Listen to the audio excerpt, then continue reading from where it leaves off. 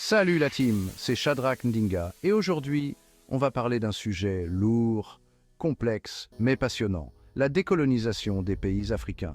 Oubliez vos clichés sur les girafes et les safaris. On va parler histoire, politique et surtout, on va parler de liberté. Si tu es nouveau, n'oublie pas de t'abonner, liker et commenter. On se lance! Imaginez, 1945, la Seconde Guerre mondiale vient de se terminer. Les rues sont remplies de célébrations, les gens chantent et dansent, heureux que le cauchemar soit enfin terminé. Les soldats rentrent chez eux, les familles se retrouvent, et il y a un sentiment général de soulagement et de joie. Le monde est en ruine, mais une nouvelle ère s'ouvre pleine d'espoir et de soif de changement. Les villes européennes, bien que dévastées, commencent à se reconstruire. Les gens travaillent ensemble pour rebâtir ce qui a été détruit. Et il y a un sentiment de solidarité et de détermination.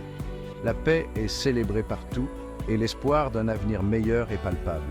L'Europe, affaiblie, n'a plus vraiment les moyens de ses ambitions impériales. Les grandes puissances coloniales, comme la Grande-Bretagne et la France, sont épuisées par la guerre.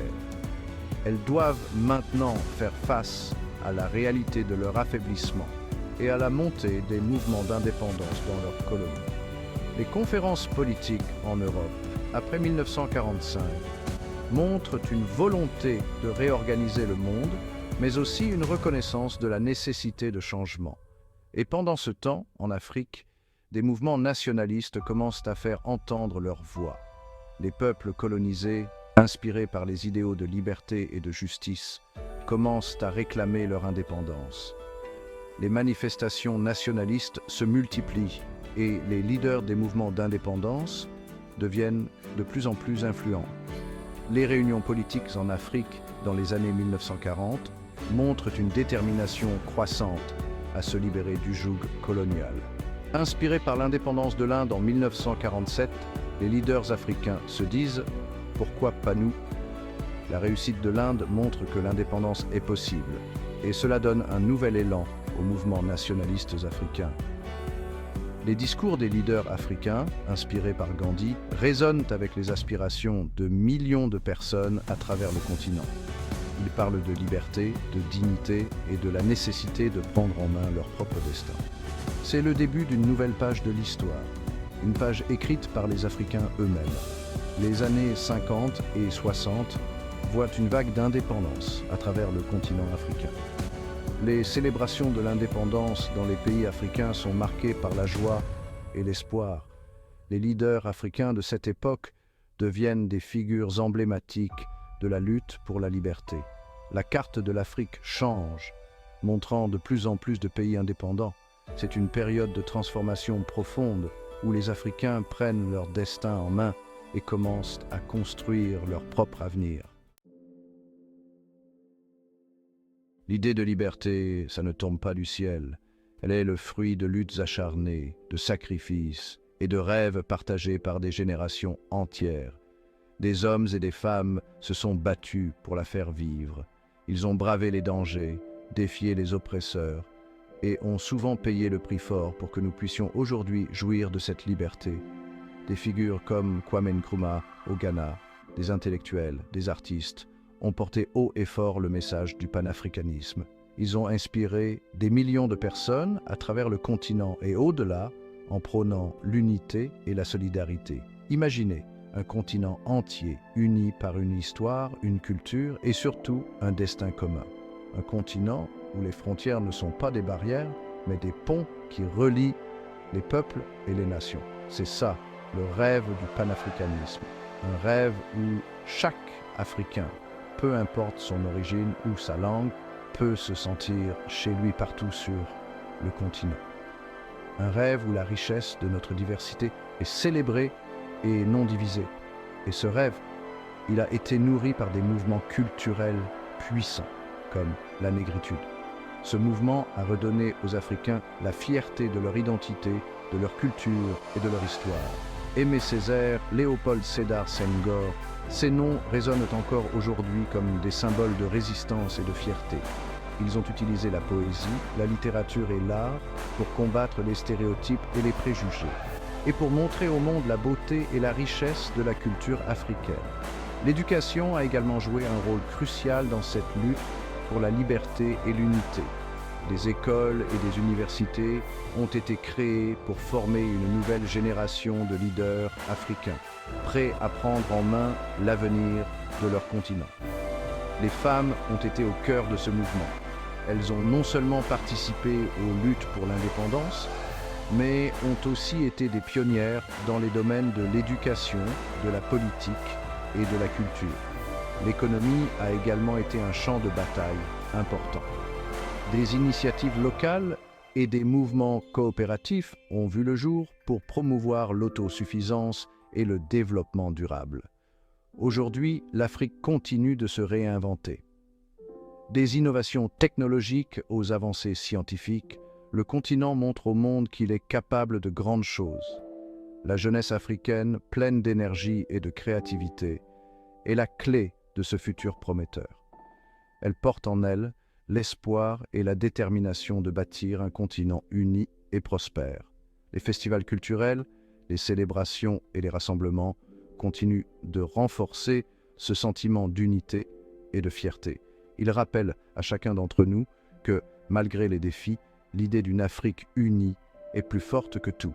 Sur la scène internationale, les leaders africains travaillent ensemble pour défendre les intérêts du continent et promouvoir une vision commune de paix et de prospérité. En fin de compte, c'est dans nos communautés, nos familles et nos cœurs que cette idée prend vie. Une idée plus forte que tout, une idée qui continue de nous inspirer et de nous guider vers un avenir meilleur. Face à la montée des revendications, la France tente de calmer le jeu. Les colonies africaines, de plus en plus vocales, réclament des changements significatifs. Les manifestations se multiplient et la pression monte sur le gouvernement français pour qu'il prenne des mesures. En 1956, la loi cadre Defferre est adoptée.